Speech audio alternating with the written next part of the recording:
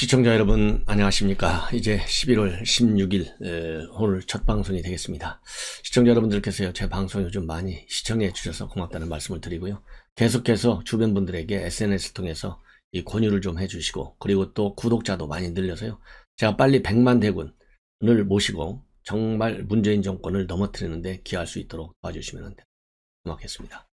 먼저 오늘 첫 번째 뉴스는요, 매주 화요일날이면 인터넷 매체인 데일리안에서 여론조사 공정을 통해서 발표하는 조사 결과가 있습니다. 오늘이 이제 16일인데요. 11월 12일하고 13일날 조사한 내용이 바로 지금 보도되기 시작했습니다. 여러분들 잘 아시다시피 지금 현재 이번에 여론조사 공정을 통해서 나온 결과도 윤석열 후보가 압도적으로 높은데요. 문제는 그 이재명과 윤석열과의 격차가 줄어들고 있다. 이 점에 대해서는 우리가 경각심을 가져야 되겠다. 윤석열 후보가 이재명 후보에 비해서 압도적으로 높다는데 너무 만족하고 낙관해서는 안 된다라고 하는 신호가 들어왔습니다.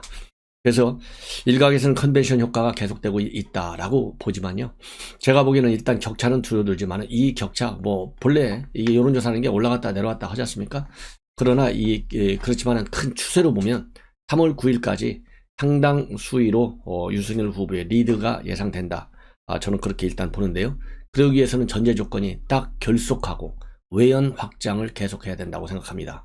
지금 현 시점에서 보면요, 윤석열 후보는 경선 이후에 하나, 즉 완팀을 만들기 위해서 많은 노력을 하고 있어요. 홍준표, 그 다음에 유승민, 원희룡 계속해서 러브콜을 보내고 있고요. 1차적으로 제일 큰 러브콜은 어제 김종인 비대위원장에게 던져졌고, 김종인 비대위원장도 화답을 이렇게 했다는 말씀을 드린 바 있죠. 그런데 이제 민주당의 경우에는요, 이재명을 중심으로 한 완팀, 일단 외형상으로는 이제 짜졌잖아요. 왜냐하면 이낙연 결국은 굴복했죠. 예. 그런데 내부적으로요, 파열음이 이제 문 밖으로까지 튀어나오고 있다. 그래서 어거지로 만든 원팀, 찢어지는 속도도 더 빠를 것이다. 저는 이렇게 생각이 들고요. 청와대도 이재명을 군기잡기 시작한 것 같고요. 이재명은 당을 군기잡기 시작했어요. 그래서 이게 안 되는 집안은 집이 찢어지잖아요. 배가 사공이 많으면 산으로 가잖아요. 163명 정도의 민주당 의원 전원이 완팀이 되자, 그래서 으쌰으쌰 하고서 선대위에 다 들어갔어요. 하는 일이 없다는 거예요. 그래서 지금 내부 분란이 일어나고 있어요. 그러니까 163명을 다 태우다 보니까 배가 지금 산으로 가고 있어요. 이건 박수칠 일이라고 생각하는데, 이런 일이 국민의힘이라고 하는 정당에도 안 생긴다는 보장이 없어요. 각별한 관리가 필요하다. 그런 점에서는요, 지금 어제 TV조선에서 단독으로 권성동 의원이 사무총장에 임명이 됐다, 내정이 됐다 보도가 나오고 있는데, 사무총장, 컨트롤타워, 그러니까 실무총사령관이잖아요. 가급적이면 빨리 오늘이라도 먼저 선제적으로 발표를 하는 것이 중요하지 않을까, 이런 생각이 들어요. 자, 그러면은 이 여론조사 공정이 조사한 여론조사 결과를 보면, 우선 지지도와 예측도에서요, 모두 윤석열 후보장이 압도적으로 높아요.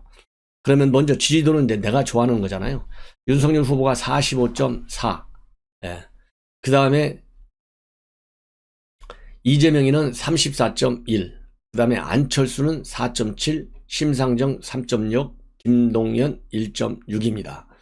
자, 그래서요, 지난주 대비 윤석열은 살짝 빠졌어요. 한 1.4% 정도 빠졌고, 그 다음에 이재명이는 5% 정도가 올라갔어요. 그래서 지난주에 17.2% 차이가 났었는데 이번 주에는 11.3% 정도로 줄어들고 있다. 이렇게 지금 나타났고요. 그리고 이러한 지지도, 연령별로는 40대, 지역별로는 호남을 제외한 전 지역과 전 연령에서 윤석열 총장이 압도적으로 이기고 있습니다. 그 다음에 그러면은 내가 지지하는 후보와 관계없이 너는 누가 될 것 같으냐라고 물었을 때, 즉 대선 후보 예측도 조사에서는요, 윤석열이 마찬가지로 압도해요. 50.4%, 그 다음에 이재명 39.6, 안철수 2.4, 심상정 1.6, 김동연 0.6입니다. 예. 자, 그래서요, 예측도와 지지도에서 모두 1등입니다. 자, 그러면 지지 후보를 바꿀 거냐, 안 바꿀 거냐? 바꾸지 않겠다, 계속 지지한다가 70.8%, 그리고 바꿀 수도 있어, 이거는 24.4%밖에 되지 않아요. 자, 바꾸지 않고 계속 지지하겠다가 70.3%인데요. 그러면 이거를 윤석열과 이재명 지지층으로한테 딱 물어보니까요. 윤석열 후보의 지지층이 더 결속이 강합니다. 82.5%가 나는 안 바꿀 거야. 그리고 이재명은 80.9%로서 한 2% 정도 윤석열 후보가 높게 나타나고 있다. 그리고요, 또 대선 후보 지지대에서 말이죠. 지금 기타 후보나 없다, 또 잘 모르겠다고 응답다 층에서는 지지를 철회할 수도 있다는 응답이 과반 이상으로 나온다는 거예요. 그래서 잘 모르겠다는 응답 역시 48.9%로 높게 나타나고 있어요. 그래서 지금 서용환 여론조사 공정 대표의 경우에는 양강 후보의 승리 전략은 이 3명의 약한 후보들, 한 자리 숫자 후보 지지층과 그 다음에 잘 모르겠다, 후보 없다, 이러한 응답층을 어떻게 끌어들일 것인가에 달려있다라고 평가를 하고, 그런 의미에서는요, 집토끼보다는 산토끼를 잡는 전략에 무게 중심을 둬야 한다, 이런 의견을 내고 있습니다.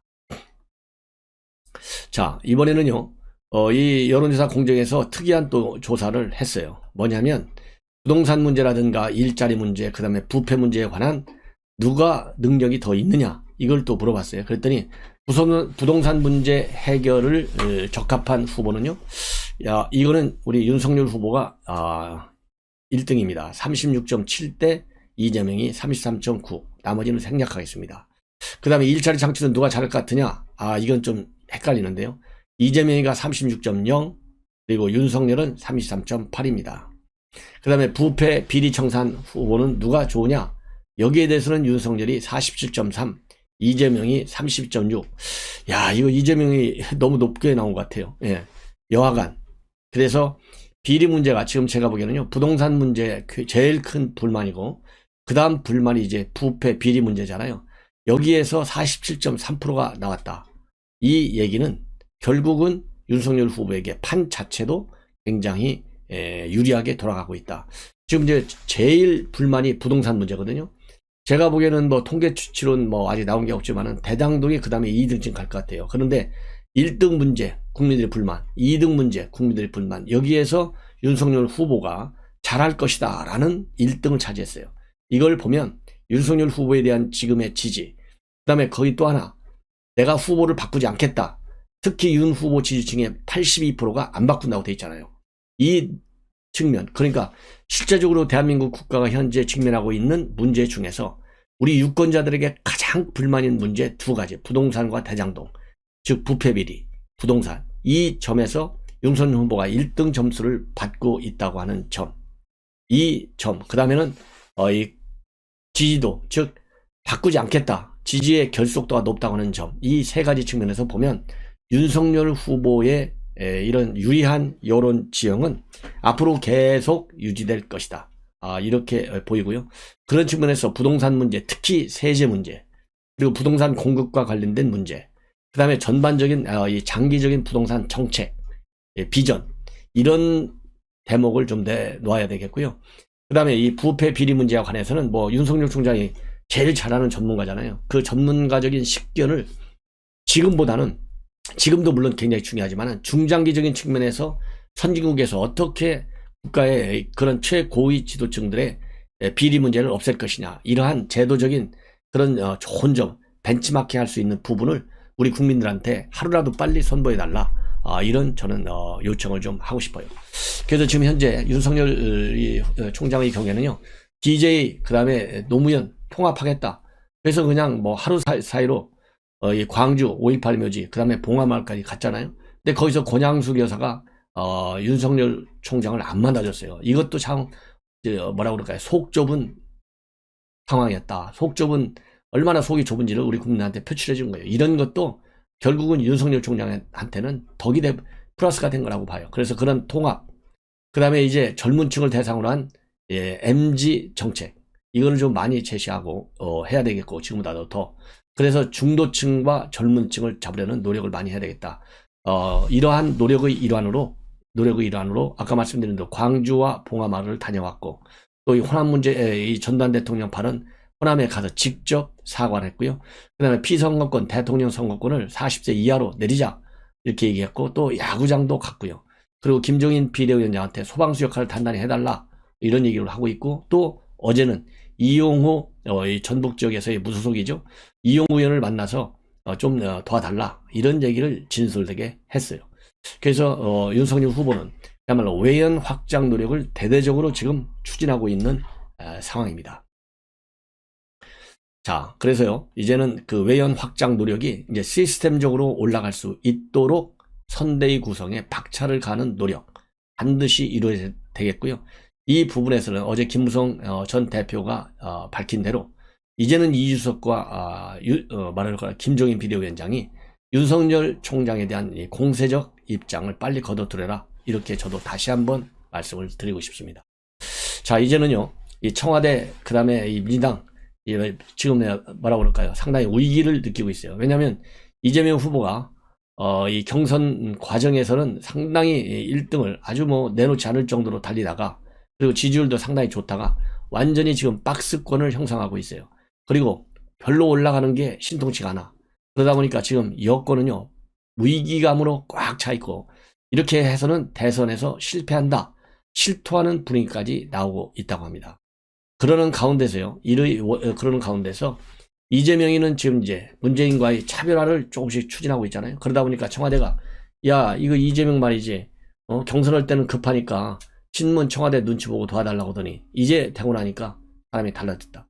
그러니까 이제 화장실 갔다 오고 나서 마음이 달라졌다는 것이죠. 거기에 대해서 경고의 메시지를 내놨어요. 그 경고의 메시지, 그게 박수현 소통수석인데요. 박수현 소통수석도 지금 판을 잘못 읽고 있다. 착각에 빠지지 말아라. 대통령을 충성스럽게 모셔라. 맞아요. 그러나 진실되게 모시라. 이런 말씀을 드리고 싶고, 두 번째는요, 전 국민을 상대로 해서 메시지를 내놓고 경고를 해라. 예. 이런 말씀을 저는 드리고 싶어요. 그래서 저는 뭐 이 박수현 수석 개인적으로 보면 사람이 괜찮은 것 같은데, 대통령을 모시는 입장을 보면 참 실망스러운 측면이 많고, 이렇게 대통령을 제일 지근거리에서 모신다고 하는, 그리고 언론을 상대로 해서 우리 국민과의 접점을 넓혀가는 이 박수현 소통수석하고 그 다음에 이철희 정무수석을 보면요, 대통령을 국민으로부터 더 고립시키고 더 실패한 대통령으로 만들어내는 잘못된 충성 멤버다, 이렇게 저는 비판하고 싶어요. 자, 이런 가운데 이철희 정무수석이 요즘 다시 언론 접촉을 많이 하고 있어요. 이철희하고요, 박수현이가 둘이 언론 접촉을 많이 한다? 이거 잘못 가고 있는 거예요. 그렇기 때문에 급한 거예요. 불을 끄려고 나와. 그런데 불이 안 꺼집니다. 오히려 분노의 불길은 더 올라가요. 그래서 저는 전에는 이철희하고 박수현 청와대에서 지근거리에 있을 때 잘 모셔라, 언론 접촉하지 말아라, 이런 얘기를 했는데요. 계속 언론에 나오기를 좀 바라요. 그래야 저도 뉴스거리가 좀 생기는 것 같아. 오늘은 이철희가 이게 무슨 말을 했는지 알 수가 없어요. 이 소망이 뭐냐? 소망이 뭐냐고 이제 하니까요, 이철이가 뭐라고 하는지 알아요? 문 대통령은 퇴임 때 문전 받는 게 소망이라는 거예요. 문전 박대하면 우리가 진짜 이거 뭐라고 그럴까요? 뭐라고 그럴까요? 사람 취급 안 한다는 거잖아요, 쉽게 얘기해서. 그래서 이게 깜짝 놀라갖고 앵커가 이거 무슨 소리냐 물어보니까요, 문전 박대가 문 앞에서 큰 박수를 받았으면 좋겠다, 퇴임 때, 이 얘기라는 거예요. 누가 이렇게까지 상상의 날개를 필 사람이 대한민국에 몇 명이나 되겠어요? 오로지 그들만의 이 컨셉을 만들어내고 있는 거예요. 본래 진보 좌파들이 신조어 끝내주게 잘 만들잖아요. 그래서 우리 여권이 항상 프레임 전쟁에서 밀려 아니겠어요? 우리 야권이. 예. 문전박대. 여러분들 진짜 문전박대를 받을 날이 머지않았다는 점을 이철희 정부수석은 아직도 모르고 있어요. 오늘 이게 MBC 라디오 인터뷰에서 한 얘기인데요. 제가 쭉 전후 맥락을 말씀을 드릴게요. 진행자가 문 대통령의 국정수행 지지도가 40% 안팎으로 역대 대통령 집권 말기 지지율에 비해서 높다, 이렇게 얘기하니까 정부에 참여했거나 지금 몸담고 있는 모든 분들의 노력, 크게는 지지해 주시는 국민들의 덕이다. 그러면서요, 문 대통령을 바르고 착한 대통령이라고 생각한다. 이는 많은 분들이 인정하는 것 같다. 오케이. 대통령이 되기 전까지만 해도 많은 국민들이 뭐 민주당 사람이지만은 바르고 착해, 이런 얘기를 많이 했어요. 근데 지금은 바르고 착한 대통령이라는 것은 오로지 진보, 좌파, 이념 색깔에 따른 그들의 세계에서만 통하는 거예요.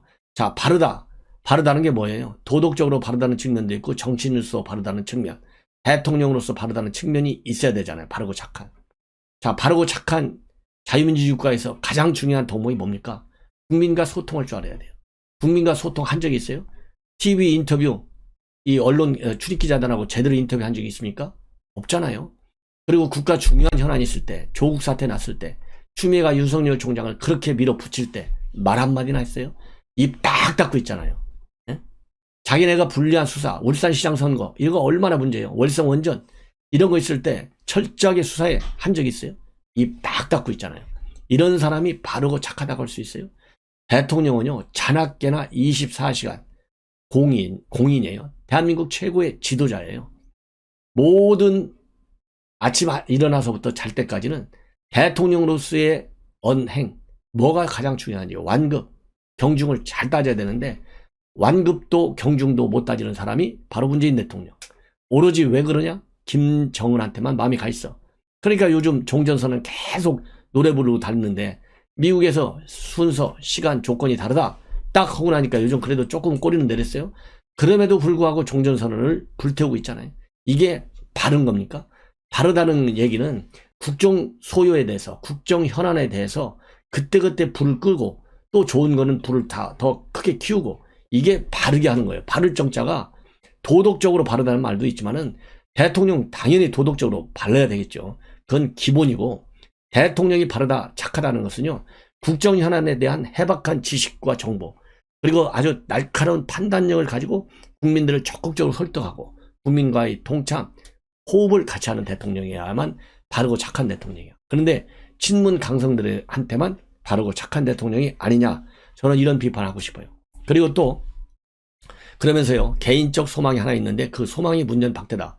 대통령이 퇴임하기 위해서 문 앞에 섰을 때 박수 받으면서 떠나는 대통령이 됐으면 좋겠다. 생각하다 보니까 그런 용어가 떠올랐는데 우리 민주주의 수준에서 이제는 성공한 대통령, 떠날 때 박수 받는 대통령이 나올 때가 되지 않았나. 이렇게 얘기하고 있어요. 나올 때가 됐는데도 안 나오니까 국민들이 실망하고 실망하니까 대통령의 긍부정 평가에도 20% 육박하고 정권 교체도 20%가 넘게 차이가 나는 거예요. 예. 그리고 이제 이번에 윤석열 총장한테 축하난을 전달하면서 문 대통령의 선거 중립을 요청받았잖아요. 이거와 관련해서 문 대통령이 그런 부분의 의지가 분명하시니 걱정되더라도 믿어달라고 말했다는 거예요. 야당 입장에서는 걱정할 수도 있다. 그러나 우리 민주주의 수준에 대한 신뢰가 있었으면 한다.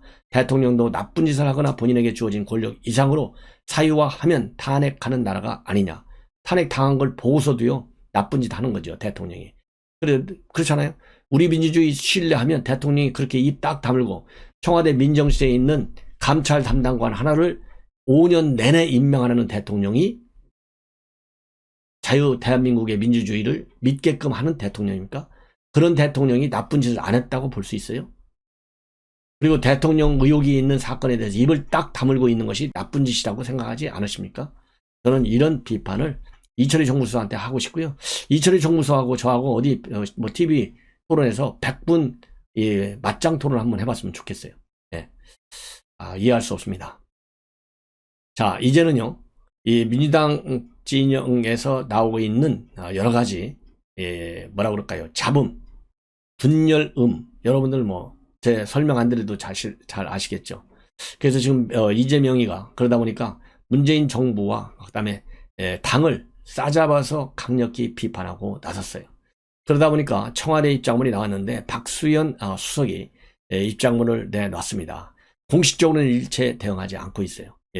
이재명 후보가 청와대와 각을 세우는 거에 관해서. 근데 이제 이 공식적으로 첫 일성이 나온 것이 바로 박수현 소통수석입니다. 박수현 소통수석이 14일 날 페북에 올렸어요. 좀처럼 입이 떨어지지 않아 꼬박 이틀간의 고민 끝에 겨우 이런 고백으로 글을 시작한다. 문재인 정부가 청년정책 본격 추진을 위해 뼈대를 세우고 청년정책을 제도화한 첫 번째 정부다. 박수석이 여야 모두에서 문재인 정부 정책이 공격을 받으니 이렇게 긴 글을 남긴 것이 아니냐. 이런 해석이 여권에서 나오면서요. 대통령 심경을 대변한 것 같다. 예. 그리고 대통령이 지금 현재 추가 지원금에 대해서는 침묵하고 있지만은 올해 재정으로는 상당히 힘들다. 이렇게 그렇게 내고 있고 또 이재명 후보가 경선 전만 해도 청와대 친문 눈치를 엄청 봤는데 정권 교체 요인이 강한 만큼 일단 현 정부와 각을 세울 수밖에 없을 것이고 이재명 후보가 된 이상 청와대도 기분이 나쁘더라도 나서기는 어려울 것이다. 이런 분위기들이 지금 감지되고 있다고 합니다. 자, 그래서요. 지금 이제 이렇게 해서 청와대가 이재명한테 대한 이 불만, 이 서운함을 이제 이 박수현 소통수석의 페북을 통해서 지금 나오고 있어요. 그 결정적인 문제가 첫째로는 전국민 재난지원금을 끝까지 주자고 압박하고 있고, 청년 문제에 관해서 문재인 대통령이 얼마나 현 정권이 절실하게 반성했는지, 절실하게 다루어왔는지 반성할 필요가 있다. 이런 이재명의 입장 발표에 대해서 청와대가 이제 드디어 입을 여는 거예요. 이재명 후보가 15일 날 민주당 최고위에서요, 지난주 2030 세대를 만난 일 부산에서 언급하면서 우리는 정말 그들이 느끼는 고통에 대해 공감하고 들어주려는 노력이라도 절실히 했는지에 대해서 깊이 반성되고 아팠다. 이런 발언을 한 거예요. 이것이 문재인 정부의 청년 정책을 비판한 것이다 이거죠. 예. 그리고 또 지난 11일에는 가상자산 소득에 대한 과세 시점을 1년 유예하겠다 이렇게 밝히고 있어요. 그러면서 그러면서 이제 김부겸, 그다음에 홍남기, 전해철 재정 여력이 없어 이렇게 하니까 내년보다 지금이 더 급하고 중요하다 이렇게 압박을 계속하는 겁니다. 예. 이렇게 되는 상황에서 박수현 수석이 페북에다가 조금 전에 말씀드린 것처럼 입이 떨어지지 않아서 이틀간 고민 끝에 겨우 이런 글로 고백을 시작한다. 예. 그러면서 청년정책 문재인 정부가 제일 먼저 태도한 첫 번째 정부다. 이런 입장문을 내놓고 있는 거예요. 그래서 지금 여권이 이제는 본격적으로 이재명과의 갈등 관계 결국은 표출된다. 이런 상황이 되고요. 특히 여당 초선 의원들 한 10명이 바로 어제 국회에서 기자회견을 갖고 선대위가 지금 움직이지 않는다. 현장 목소리를 대변하지 못하고 있다. 그래서 외부 인재를 영입해서 전면 배치하고 실질적 권한을 부여하라. 이렇게 비판하는 초선 성명이 나왔습니다. 자, 그래서 지금 이재명은요, 여러 상황에서 상당히 코너에 몰리고 있고, 또 선대위에서 이재명이가 반성하라, 협의해라, 기민해라 이런 압박과 비판과 불만을 표출했다는 뉴스도 함께 여러분에게 전해드립니다. 자, 시청자 여러분들, 이렇게 지금 이재명이가요, 굉장히 지금 급히 서둘르고 있는데, 이렇게 서둘러 가다 보면, 부딪히다 보면 어떻게 되는 거죠? 실수가 나와요. 이제 어떤 실수와 실언이 또 나오는 건지, 부산에서 엄청난 실수를 했잖아요. 부산은 참 뭐라 그럴까요? 재미없어 이런 얘기를 했잖아요. 예. 그런 것처럼 이제 이재명이가 진면목을 어떤 내용으로 한번 보여주는지 우리가 잘 지켜봐야 되겠다라는 말씀을 드립니다. 시청자 여러분, 이 방송으로 일단 마무리하고요. 바로 이어서 제 2방송을 또 해드리도록 하겠습니다. 시청자 여러분들의 많은 시청 당부드립니다. 감사합니다.